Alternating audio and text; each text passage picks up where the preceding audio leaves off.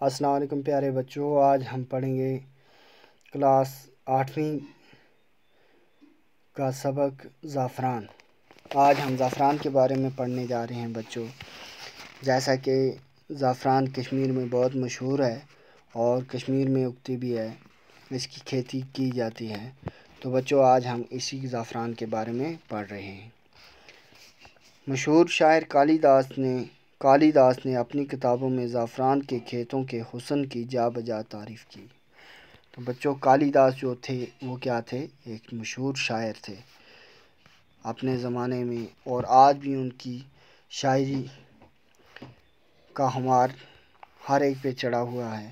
ان کی شاعری کافی مشہور تھی اس زمانے میں، اور انہوں نے کیا کیا اپنی شاعری میں جو زعفران کے کھیت ہیں ان کی کیا کی ہے جا بجا ہر جگہ، یعنی کیا کی ہے؟ تعریف کی ہے۔ کس کی؟ زعفران کے کھیتوں کی۔ سنسکرت کا کوئی طالب علم کالی داس کو فراموش نہیں کر سکتا۔ جو سنسکرت پڑھتے ہیں بچوں وہ کالی داس کو فراموش نہیں کر سکتے، یعنی بھول نہیں سکتے۔ یعنی کالی داس اتنے اہمیت کے حامل ہیں، یعنی سنسکرت میں ان کا کیا ہے؟ بہت بڑا نام۔ جیسے ہم اپنی کشمیری کا لیں، پہاڑی کا لیں، اردو کا لیں، یا جیسے ہم اردو میں غالب صاحب کو نہیں بول سکتے، سر سید صاحب کو نہیں بول سکتے، اور باقی بڑے بڑے شعراء کو نہیں بول سکتے، اسی طرح کالی داس صاحب کو بھی نہیں بھولا جا سکتا۔ زعفران کے حسن نے شاعروں، ادیبوں اور مفکروں کو اپنی طرف متوجہ کیا ہے۔ جو زعفران ہے اس کے کھیت جو ہیں اس میں ان کے حسن کی یہ خصوصیت ہے کہ نہ ہی ان سے شاعر بچ سکے، نہ ان سے ادیب بچ سکے، اور نہ ہی مفکر بچ سکے ہیں۔ سب کو زعفران کے کھیتوں کے حسن نے اپنی طرف متوجہ کیا ہے۔ زعفران کے کھیت کو زعفران زار بھی کہا جاتا ہے۔ زعفران کے کھیت کو کیا کہا جاتا ہے؟ زعفران زار بھی کہا جاتا ہے۔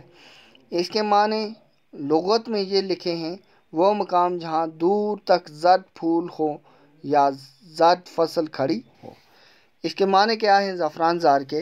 کہ وہ جگہ جہاں زرد پھول ہوں یا دور تک زرد فصل کھڑی ہو، اسے کیا کہتے ہیں؟ زعفران زار۔ دوسرے معنی یہ بھی لکھے ہیں کہ وہ جگہ جہاں پہنچ کر انسان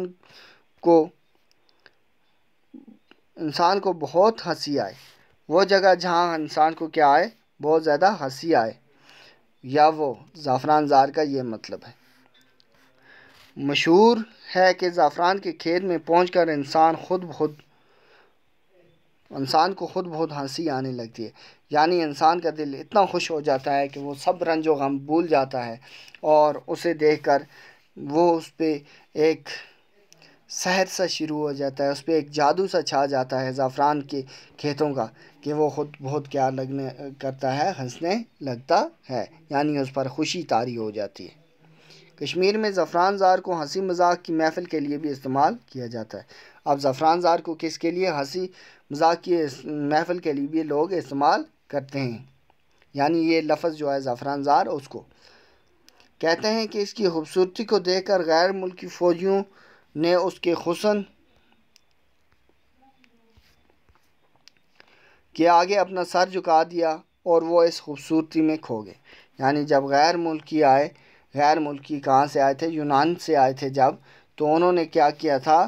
جب وہ زعفران کے کھیتوں کے پاس پہنچے تو ان کے حسن کو دیکھ کر انہوں نے بھی کیا کیا؟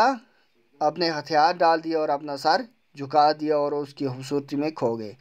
کہا جاتا ہے کہ سکندر اعظم کے یونانی فوجیوں نے جب کشمیر کی وادی میں زعفران کے کھیتوں کا حسن دیکھا تو وہ حیران رہ گئے۔